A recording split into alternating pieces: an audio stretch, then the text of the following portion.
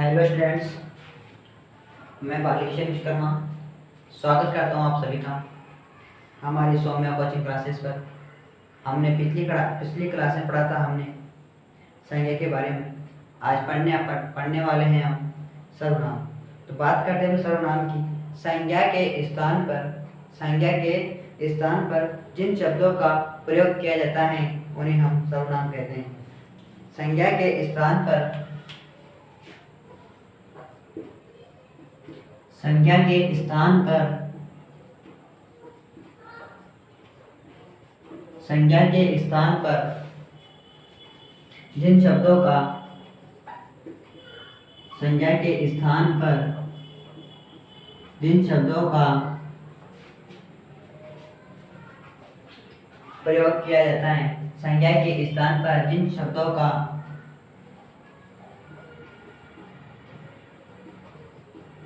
प्रयोग किया जाता है उसे सर्वनाम कहते हैं। तो हम परिभाषा को समझेंगे कि संज्ञा के स्थान पर जिन शब्दों का प्रयोग किया जाता है उन्हें अपन क्या कहते हैं? सर्वनाम। सर्वनाम का शाब्दिक अर्थ देखें तो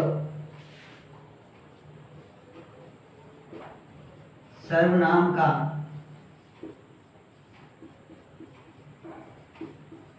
शाब्दिक अर्थ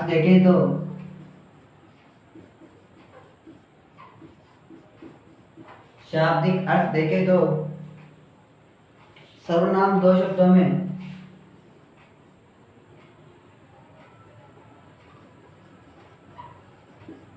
सर्वनाम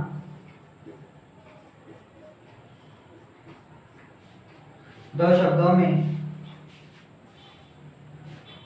या दो शब्दों से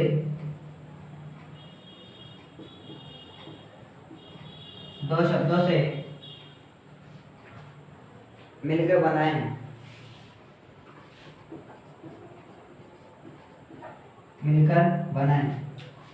सर्व प्लस नाम। कौन से? सर्व प्लस नाम। तो कौन से दो शब्दों से मिलकर बनाए? सर्व प्लस नाम। इन दो शब्दों से मिलकर बनाए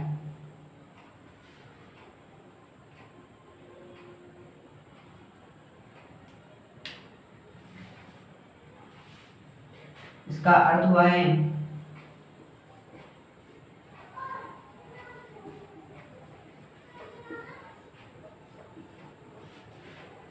सभी के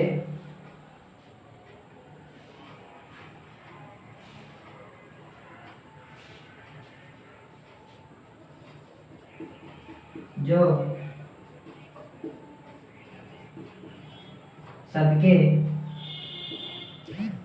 सबके नाम के स्थान पर प्रयुक्त हो। सबके नाम के स्थान पर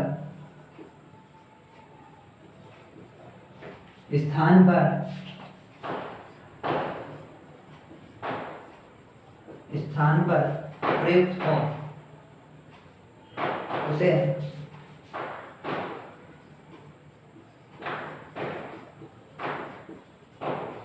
सर्वनाम ना।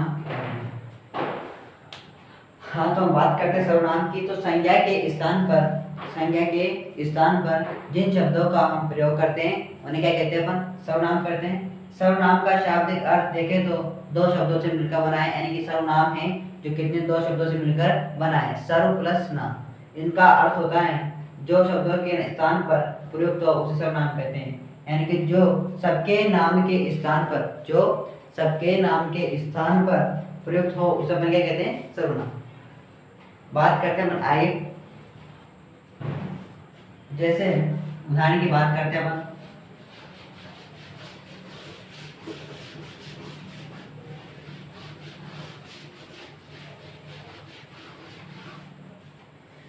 जैसे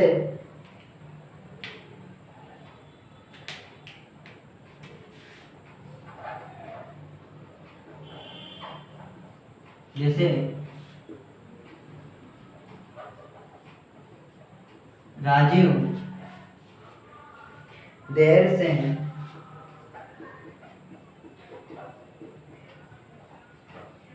राजीव देर से घर पहुंचा। राजीव देर से घर पहुंचा क्योंकि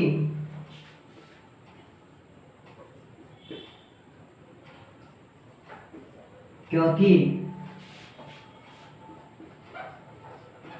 क्योंकि राजीव की ट्रेन देर से चली थी।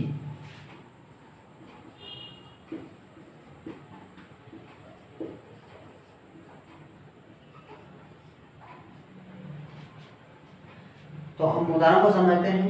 यानी कि जो राजू देर से घर पहुंचा क्योंकि राजू की ट्रेन देर से चली थी। यानी कि जो राजीव है वो देर से घर पहुंचा क्योंकि उसकी ट्रेन देर से चली थी। तो बात करते हैं, राजीव 2 बार आ रहा है। राजीव आ रहा है। इनके स्थान पर ये दो संज्ञा के नाम क्या है? दो संज्ञा है क्योंकि एक व्यक्ति का नाम आ रहा। तो इसकी जगह किसी और शब्दों का प्रयोग करते हैं और हम क्या कहते हैं? सर्वनाम। मतलब हम क्या कहते हैं? सर्वनाम। हिंदी में सर्वनाम की संख्या 11 है। हिंदी में सर्वनाम की संख्या कितनी होती है? 11 होती है।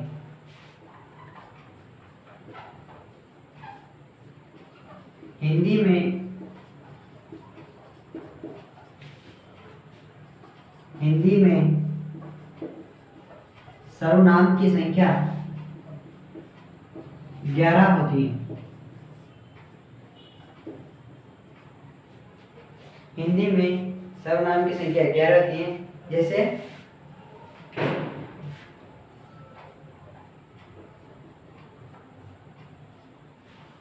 जैसे मैं, तुम, आप। मैं,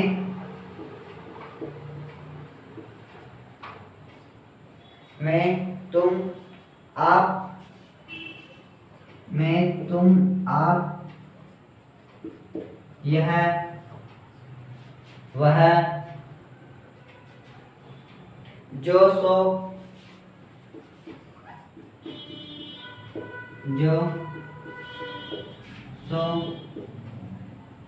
कोई, कुछ,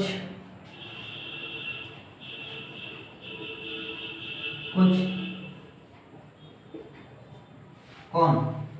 जो आदि शब्द हैं, कौन, क्या। यानी कि हिंदी में सर्वनामों की संख्या कितनी होती है? 11 होती है। कौन कौन से?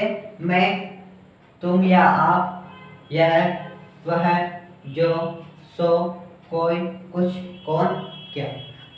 तो इन शब्दों का प्रयोग करते हैं सर्वनाम में। बात करते हैं आगे की ओर।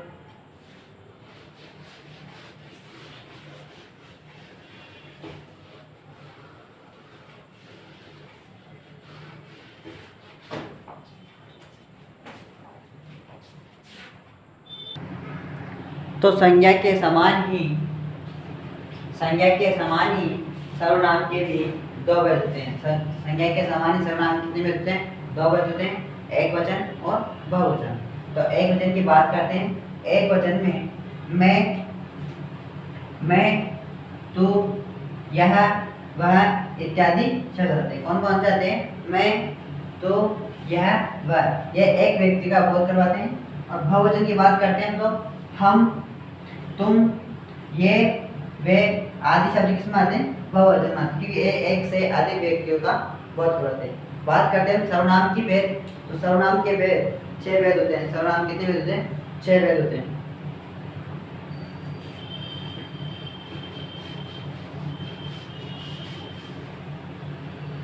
सर्वनाम के भेद।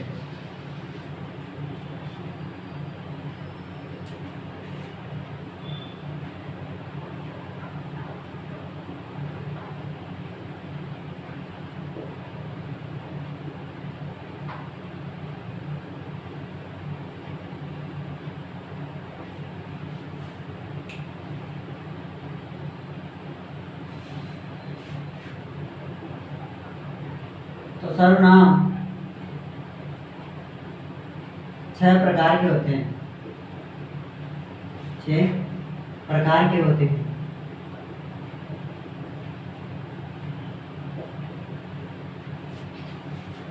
बात करते हैं अपन फर्स्ट सर्वनाम की, पुरुषवाचक सर्वनाम। क्या? पुरुषवाचक सर्वनाम।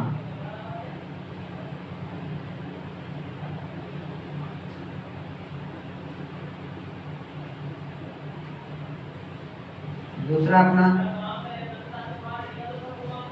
निजवाचक सर्वनाम।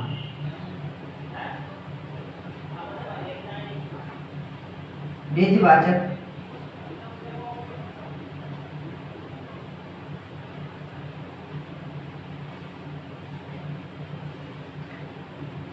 निश्चयवाचक सर्वनाम।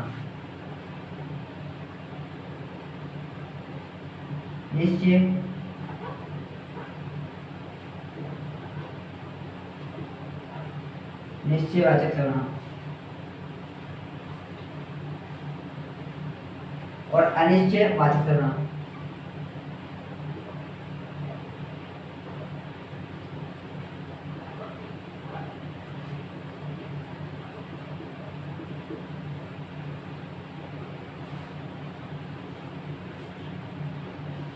अगला है प्रश्नवाचक सर्वनाम।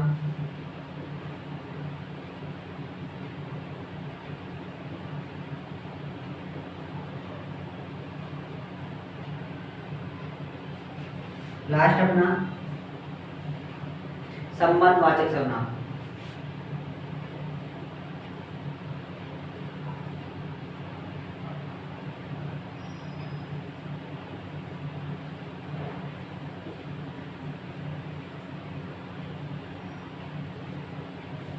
तो सर्वनाम के कितने भेद होते हैं? सर्वनाम के कितने प्रकार होते हैं? सर्वनाम 6 प्रकार के होते हैं। पुरुषवाचक सर्वनाम, निजवाचक सर्वनाम, निश्चयवाचक सर्वनाम और अनिश्चयवाचक सर्वनाम। बात करते हैं प्रश्नवाचक सर्वनाम की। लास्ट अपना संबंधवाचक सर्वनाम। तो बात करते हैं पुरुषवाचक सर्वनाम में, तो जिस सर्वनाम का प्रयोग स्त्री व पुरुष दोनों के लिए किया जाता है, यानी कि इसका प्रयोग स्त्री या पुरुष दोनों के लिए किया जाता है, उसे क्या कहते हैं? पुरुषवाचक नाम। यानी इसमें स्त्री का व पुरुष का दोनों का प्रयोग किया जाता है, यानी दोनों शब्दों का प्रयोग किया जाता है, तो इसके लिए होता है पुरुषवाचक सर्वनाम। बात करते हैं अपन निजवाचक सर्वनाम के लिए क्या होता है? तो इसमें होता है जिस सर्वनाम का प्रयोग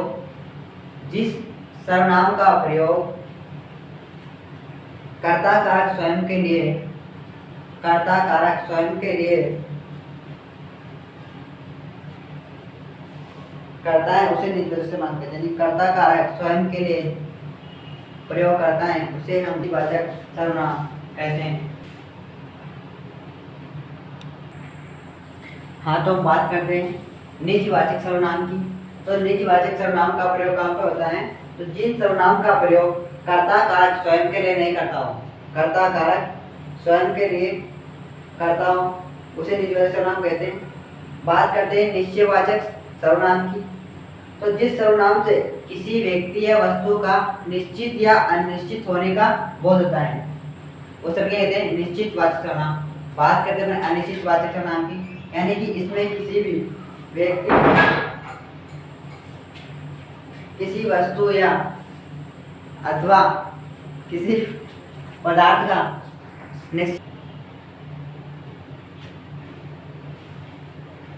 तो अनिश्चितवाचक सर्वनाम वह सर्वनाम जो किसी निश्चित वस्तु या व्यक्ति का बोध नहीं कराए, अनिश्चितवाचक सर्वनाम कहलाता है। और जिसमें वह सर्वनाम जो किसी निश्चित वस्तु का व्यक्ति का निश्चित रूप से उसका बोध न कराए, उसे कहते हैं अनिश्चितवाचक सर्वनाम। जिसमें निश्चित या अनिश्चित होने का बोध कराता है निश्चितवाचक सर्वनाम। बात करते हैं अनिश्चितवाचक में, इसमें निश्चित व अनिश्चित का बोध नहीं कराता है, उसे क्या कहते हैं? अनिश्चितवाचक सर्वनाम।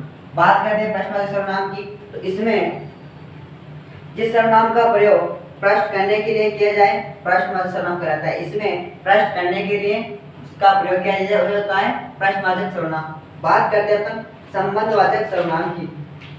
तो जिस सर्वनाम से एक शब्द या वाक्य का दूसरा शब्द, एक शब्द या वाक्य का दूसरा शब्द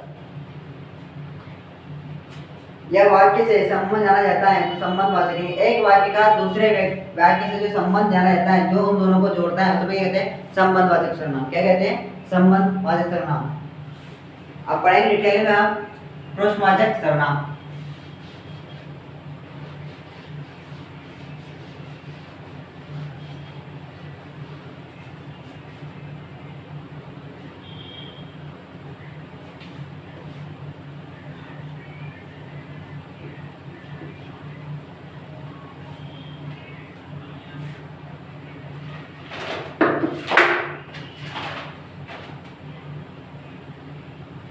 जिस सर्वनाम का प्रयोग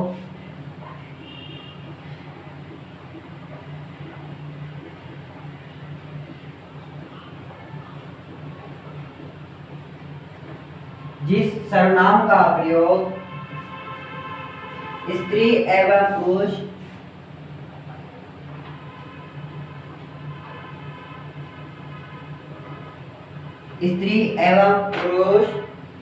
दोनों के लिए किया जाता है। स्त्री एवं पुरुष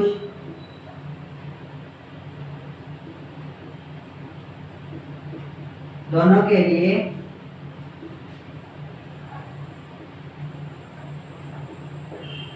लिए किया जाता है, उसे पुरुषवाचक सर्वनाम कहते हैं।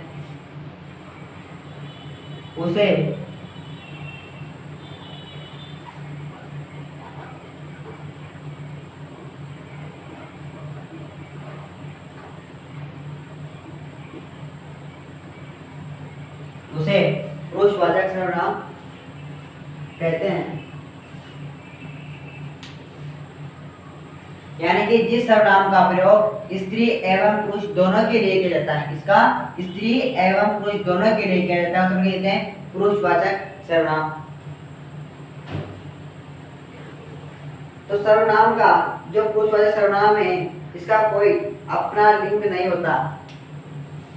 तो सर्वनाम का पुरुषवाचक सर्वनाम का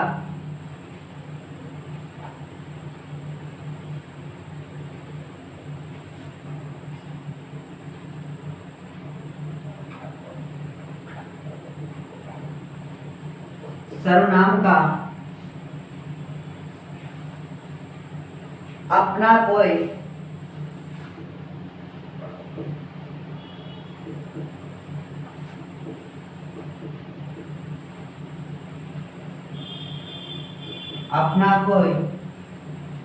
लिंग नहीं होता है।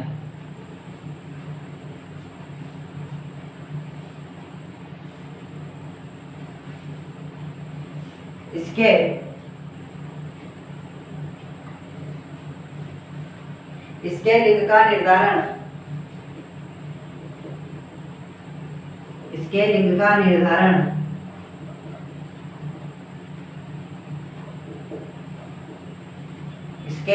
निर्धारण क्रियापद से ही होता है। क्रियापद से ही होता है। यानी कि पुरुषवाचक सर्वनाम जिन सर्वनाम का प्रयोग स्त्री एवं पुरुष दोनों के लिए किया जाता है, उसे क्या कहते हैं? पुरुषवाचक सर्वनाम। इसमें स्त्री का एवं पुरुष का दोनों का प्रयोग किया जाता है। बात करते हैं सर्वनाम का अपना कोई लिंग नहीं होता। सर्वनाम का अपना स्वयं का कोई लिंग नहीं होता है। इसका लिंग का निर्धारण क्रियापद से होता है। क्रियापद से होता है।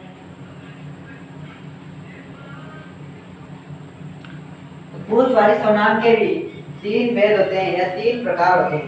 पुरुषवाचक सर्वनाम के भी 3 प्रकार होते हैं। पुरुषवाचक सर्वनाम के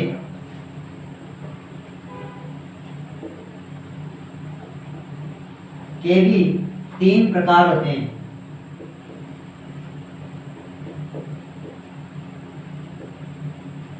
पुरुषवाचक सर्वनाम के भी 3 प्रकार होते हैं। उत्तम पुरुष,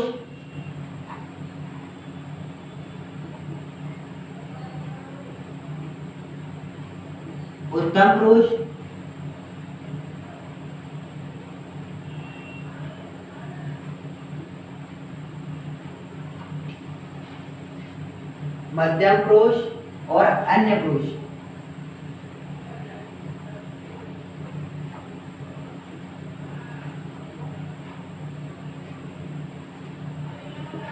तो पुरुषवाचक सर्वनाम के कितने प्रकार के होते हैं? ये 3 प्रकार के होते हैं, उत्तम पुरुष, मध्यम पुरुष और अन्य पुरुष।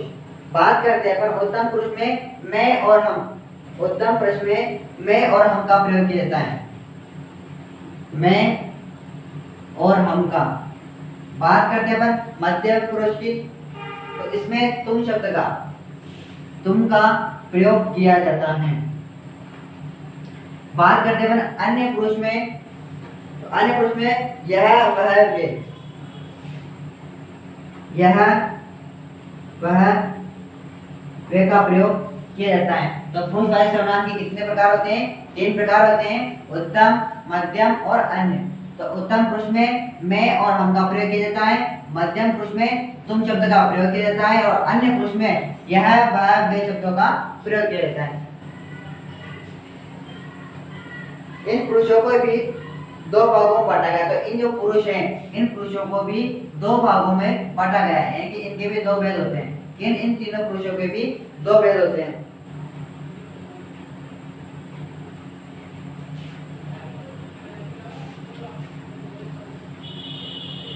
तो इन तीनों पुरुषों को भी 2 भेद होते हैं।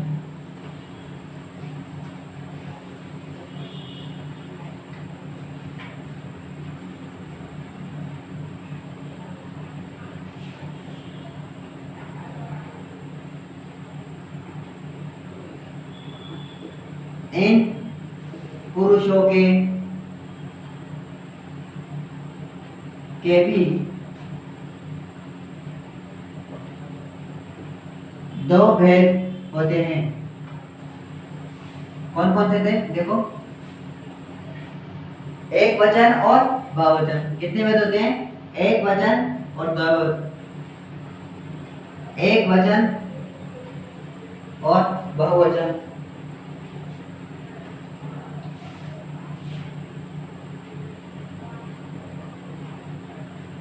पहले में शब्द लिखे थे अपन, एक वचन कौन कौन सा आएगा? मैं, यह, वह। कौन कौन सा आएगा? मैं, यह और वह। और बात करते हैं बहुवचन में। बहुवचन पहले लिखा था आपने, हम, तुम और वे। हम, तुम और वे, क्योंकि ये बहुवचन शब्द है और ये एक वचन शब्द है, इसलिए इनका प्रयोग इनमें हो रहा है। तो इन पुरुषों के 3 पुरुष होते हैं, इन तीनों पुरुषों के कितने भेद होते हैं? 2 भेद होते हैं। पहला एक वचन, दूसरा है बहुवचन। तो बहुवचन में वो शब्द आएंगे जो एक से अधिक का बोध होता है, और एक वचन में एक वचन के लोग आएंगे, इसमें एक का बोध होता है। बात करते हैं उदाहरण की। बात करते हैं अपन उदाहरण की, पुरुषवाचक के उदाहरण की।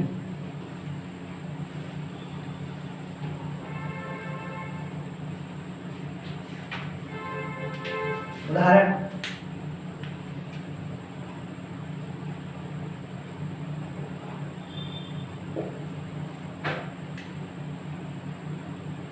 मैं फिल्म देखना चाहता हूं।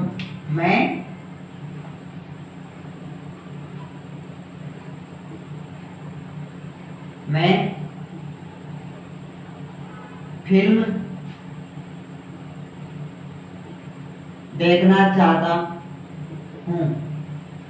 अगला उदाहरण लिखो,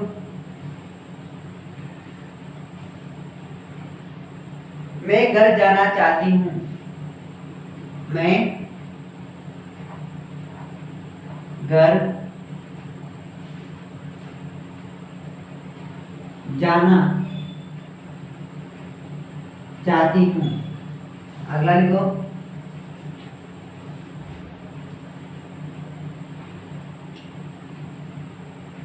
तुम कहते हो तो, तुम कहते हो तो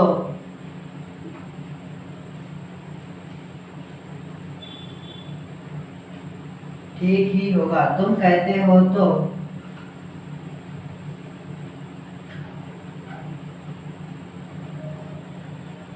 ठीक ही होगा। बात करते हैं अगले उदाहरण की।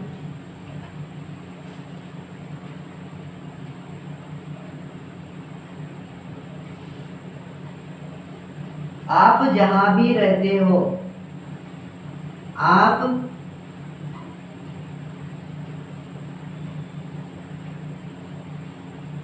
आप जहां भी रहते हो वहां खुशियों का माहौल रहता है। आप जहां भी रहते हो वहां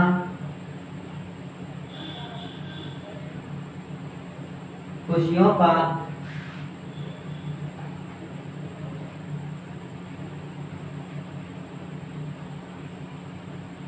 माहौल रहता है। हाँ, अपन ने पुरुषवाची सर्वनाम के कुछ उदाहरण लिखे हैं। तो मैं फिल्म देखना चाहता हूँ, मैं फिल्म देखना चाहता हूँ। दूसरा उदाहरण है मैं घर जाना चाहती हूँ। अगला अपना तुम कहते हो तो ठीक ही होगा। और चौथा अपना आप जहाँ भी रहते हो वहाँ खुशियों का माहौल रहता है। आप जहाँ भी रहते हो वहाँ खुशियों का माहौल रहता है। तो मैं फिल्म देखना चाहता हूँ, तो इस वाक्य में किसका बोध रहा है? पुल्लिंग का, क्योंकि देखना चाहता हूँ पुल्लिंग का। मैं घर जाना चाहती हूँ, तो इस वाक्य में किसका प्रयोग हो रहा है? चाहती हूँ, यानी कि क्या आएगा? स्त्रीलिंग। कौन सा आएगा? स्त्रीलिंग।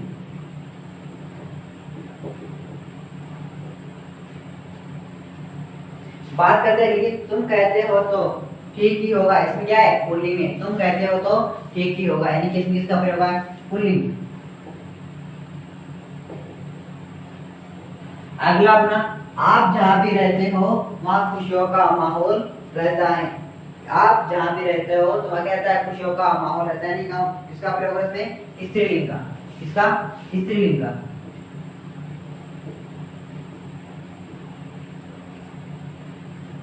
यानी कि मैं फिल्म देखना चाहता हूँ, इसमें क्या करता क्या है? पुल्लिंग है। मैं घर जाना चाहती हूँ, तो इसमें क्या है? स्त्रीलिंग है। तुम कहते हो तो ठीक ही होगा, तो कौन सा है? पुल्लिंग है। आप जहां भी रहते हो वहां खुशियों का माहौल रहता है, कौन सा? स्त्रीलिंग। हमने पुरुषवाचक में पढ़ा था कि जहां स्त्री और पुरुष दोनों का प्रयोग किया जाता है वो कौन सा होता है? पुरुषवाचक सर्वनाम। तो इसमें कौन सा नाम? पुल्लिंग। इसमें कौन किसका प्रयोग चाहता हूँ करता क्या? इसमें पुल्लिंग है, इसमें स्त्रीलिंग है और इसमें पुल्लिंग है। बात करते हैं इसकी तो स्त्रीलिंग है, यानी कि इसमें पुरुष व स्त्री दोनों का प्रयोग हो रहा है। तो कौन सा है? पुरुषवाचक सर्वनाम।